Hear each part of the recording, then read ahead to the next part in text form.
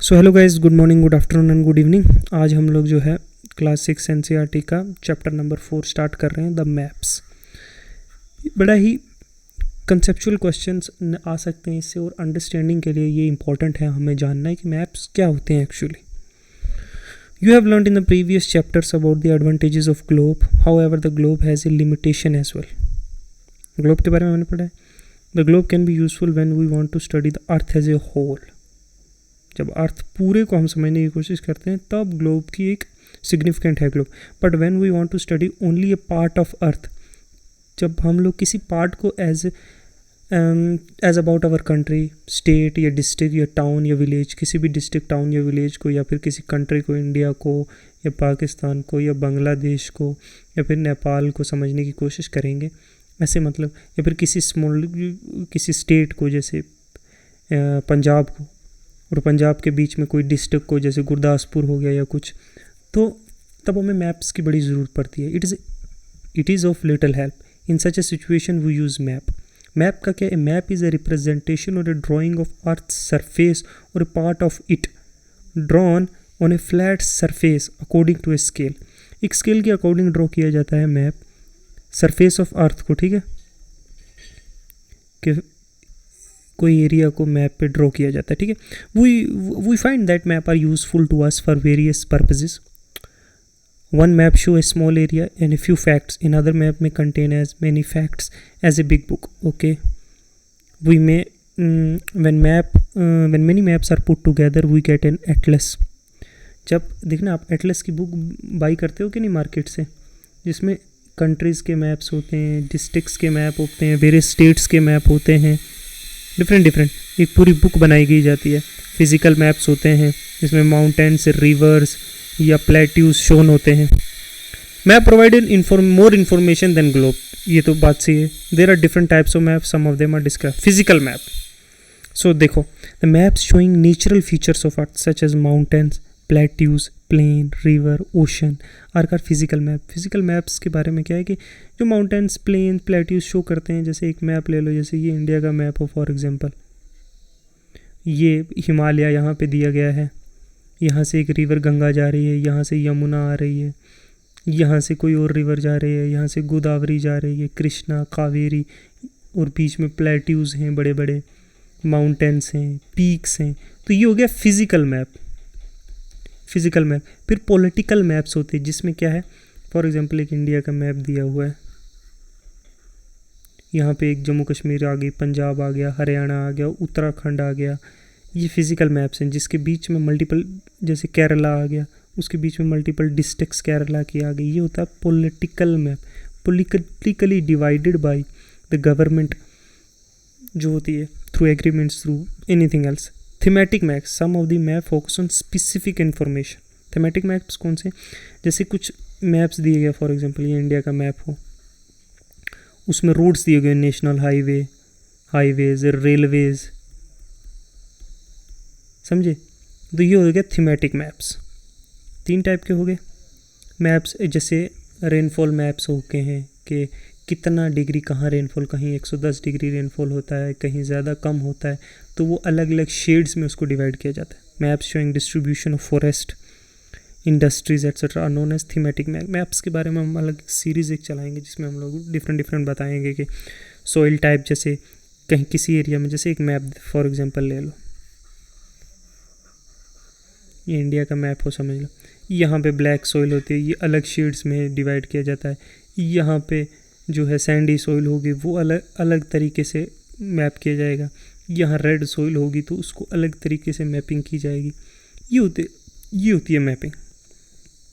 तो ये हो गया एक मैप। जैसे यहाँ पे कोई और सॉइल होगी तो उसको कहीं और तरीके से डिराइव किया जाएगा।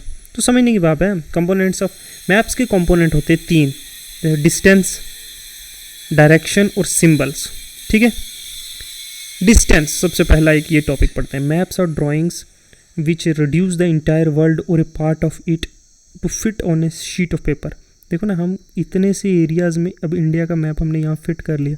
इंडिया का मैप एक्चुअली तो यहाँ पे एरिया तो फिट नहीं आएगा ना, लेकिन मैप जो रिड्यूस कर दे किसी चीज़ को, इस एरियाज़ में फिक्स कर दे कि ये इंडिया आ गया, और इसकी हम सारी जानकारी यहाँ से ले सकते हैं, लोकेशन कौन सी स्टेट कहाँ पे लोकेटेड है, रिवर कहाँ पे है, ये है वो है, एक जनरल अंडरस्टैंडिंग के लिए, एजुकेशन पर्पज़ के लिए होता है.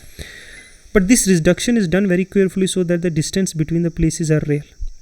डिस्टेंस को बहुत तरीके से एक रैंडमली नहीं किया जाता, डिस्टेंसेस बनाए जाते हैं. देखते हो ना, अब गोवा को छोटी सी स्टेट बना दिया, महाराष्ट्र को इतनी बड़ी, क्योंकि वो एक्चुअल साइजेस उतने हैं. एक्चुअली मैप पे तो नहीं है, लेकिन they are made realistic.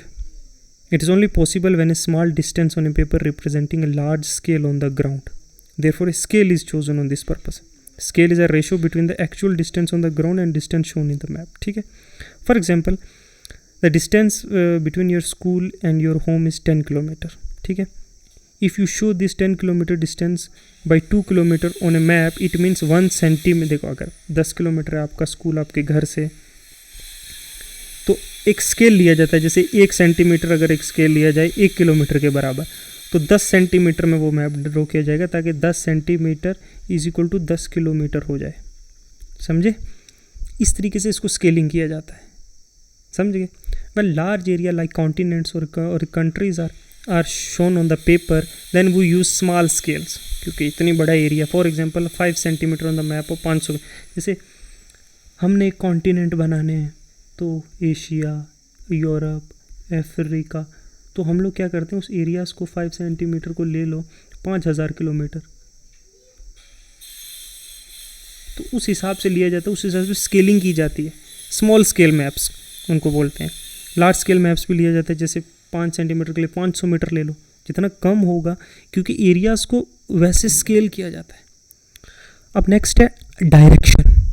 Most maps contain an arrow marked with the letter N, मतलब नॉर्थ अपवर्ड. ऐसे नॉर्थ, जहाँ से सनराइज होता है ईस्ट से, तो ईस्ट के अकॉर्डिंगली हम डायरेक्शन देखते हैं. इधर ईस्ट है तो इधर नॉर्थ है, ईस्ट के अपोजिट वेस्ट है तो नॉर्थ के अपोजिट साउथ है. ये होती है डायरेक्शन. कार्डिनल डायरेक्शंस भी इसे कहते हैं. 4 cardinal directions. Okay, the arrow shows the north direction. It is called north line. When you know the north, you can find out the rest direction. अब जब आप नॉर्थ आपको पता चल जाए, तो आपको पता है कि नॉर्थ के राइट में ईस्ट होगा, लेफ्ट में वेस्ट होगा और अपोजिट में साउथ होगा. ठीक है. 4 मेजर डायरेक्शंस यही होती हैं. जैसे ये मैप है एक, देखो, इस मैप्स में डिफरेंट सिंबल्स से किया गया है. देखो, शॉप के लिए, वेल के लिए सिंबल यूज़ किया जाता है, प्लेग्राउंड के लिए सिंबल यूज़ किया, ट्रीज़ के लिए सिंबल यूज़ किया है, पोस्ट ऑफिस के लिए पीओ का सिग्नल यूज़ किया गया है. ठीक है. और ये डायरेक्शंस दी हुई हैं कि आपको किस डायरेक्शंस में मूव करना है. ठीक है. इस टाइप के एक मैप्स होते हैं. ये स्मॉल स्केल, ये लार्ज स्केल मैप है पूरी डिटेलिंग के साथ. ठीक है.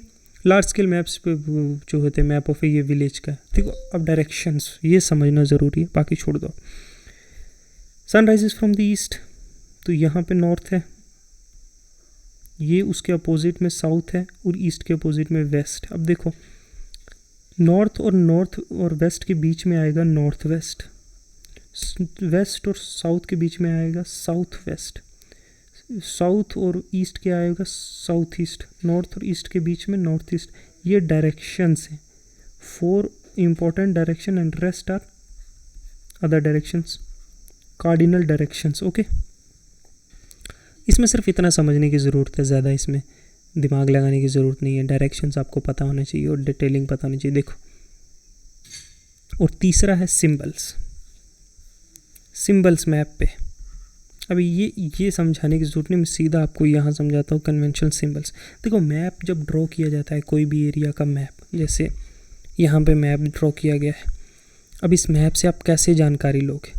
ठीक है. एक मैप ड्रॉ किया, आपको दे दिया गया कि आपको कहीं जाना है, तो आपको पता है कि ये जो है फ्लाईओवर है, ये जो है रेलवे लाइन जा रही है. ठीक है.